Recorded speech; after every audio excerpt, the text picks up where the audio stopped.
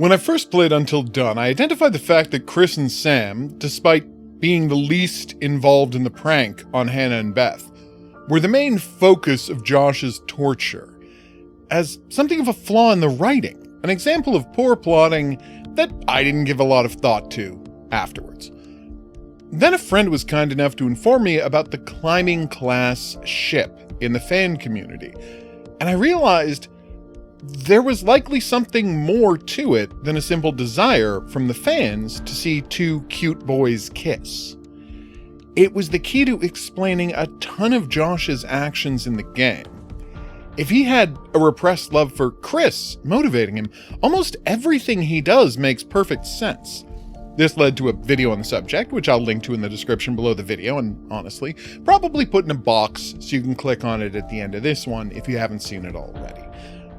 Fans seem to like the theory generally, and there is a non-zero chance that the developers at Ballistic Moon intended to canonize it with this little nod in one of the game's new areas. And if it's not influenced by my theory, there's at least a few climbing class people who worked on the game.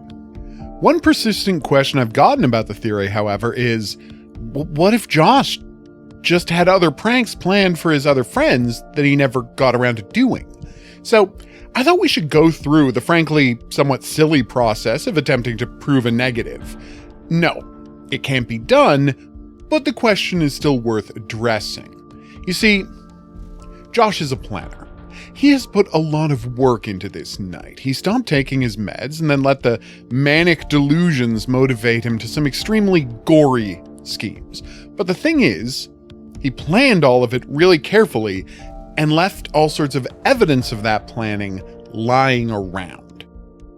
We can find pigs he purchased to gather up all of the blood he needed to paint the walls of the cable car station and the guts he'd need for his fake body scheme.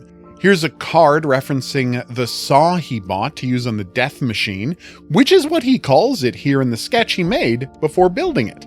There's a catalog where he bought the lighting he'd used for the ghost effects, a sketch of the double saw trap he prepared for Chris and Ashley, and, of course, we see the layout of the house he's marked up with places he's arranged tricks for Chris and Ashley.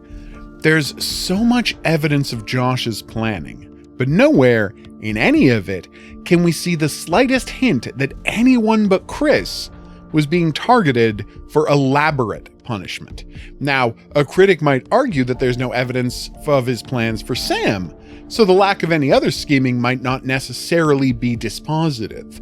But I would counter that Josh's plans for Sam didn't really require any planning, per se. All he wanted to have happen was to chase her into the basement and then knock her out, then tie her to a chair until the rest of the plan was over and done with. Not exactly something you need to sketch out all the steps of. I mean, if she'd noticed him in the bathroom, he just would have chloroformed her there. Since everything that happens up until the double saw trap happens basically according to schedule, only Sam's escape can foul things up, and even that doesn't have any meaningful effect on Josh's main timeline. Josh's schedule had the Chris torture part of the evening wrapping up a little after 3 a.m. We can tell the time because Sam's workshop chapter starts at 3:05, and she just explores a little and gets dressed before coming in just as Josh is revealing himself, putting that reveal around 3:10, which coincides pretty well with the 3:41 time code we get for Josh's arrival at the shed. Gotta figure 10 minutes of arguing about what to do, and then 20 to get him out there. The point is, if Mike hadn't gone off on his asylum adventure and Sam didn't escape, if everything in Josh's plan goes exactly the way he wanted it to, he's going to be revealing himself to Chris at 3:15 in the morning. So there's literally not enough time to play any further tricks on anyone else. He seems to have expected that Matt and Emily would go to the cable car station. Now, we can talk about the plausibility of that plan later on, but for now, let's just give it to him. So the word die, scrawled over and over again in pig's blood, was likely meant to terrorize them. And that's it. Because after they see the pig's blood, Josh has no idea what they're going to do. They could run into the woods and hide. They could try to go down the mountain. They could do what they actually do, which is head up to the Firewatch Tower. Josh has left no devices or clues in place to either frighten or entice them into going any particular direction. All he knows is that they probably won't hang out in the station full of the smell of pig's blood and covered in threatening messages. So even if Josh wanted to find Matt and Emily after that, he has no expectation that he'd be able to.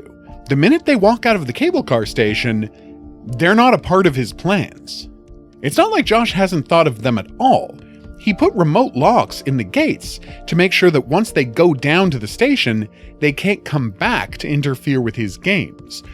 And there's a CCTV camera feed in his ops center that lets him see when they arrive at the station, and then when they leave again.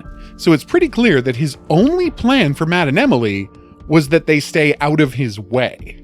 Likewise, there's no evidence whatsoever that he has any plans for Mike and Jessica. Let's say he planned to reveal himself to Chris and Ashley at 3:15. Even if he just left them tied to their chairs and Sam was tied up in the next room, the dude still wouldn't realistically be able to get out of the lodge until like 3:30, and then it's a half-hour trip out to the cabin. And what then? There's no gags prepared inside the cabin, and he'd be dealing with two sleeping people who, if they woke up, have a loaded gun with them. So that's not a good situation to be pranking somebody. Now, Josh's map notes that he has a CCTV setup near the Love Shack cabin, but as we can see from the snapshots, the setup just covers the bridge before the path up to the cabin. Like the camera setup in the cable car station, Josh seems to have wanted to make sure that Mike and Jessica were out of the way, but was unconcerned about them beyond that. Seriously, we can tell that Josh had no plans for Mike and Jessica entirely based on the fact that he didn't even know that there was a rock slide on the path blocking the way to the cabin. If Jessica hadn't accidentally fallen through this railing, there's every reason to believe that Mike and Jessica would have just turned right back around and gone back to the lodge, absolutely ruining all of Josh's plans. Mike and Jessica were the lowest possible priority for him.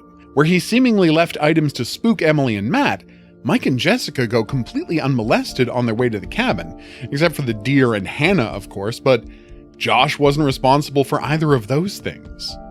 Now, some have argued that his referring to them as porn stars suggests that Josh had planned to film them having sex and then illegally release revenge porn to humiliate them. Now, that's a fun idea, but it is completely unsupported by anything in the game.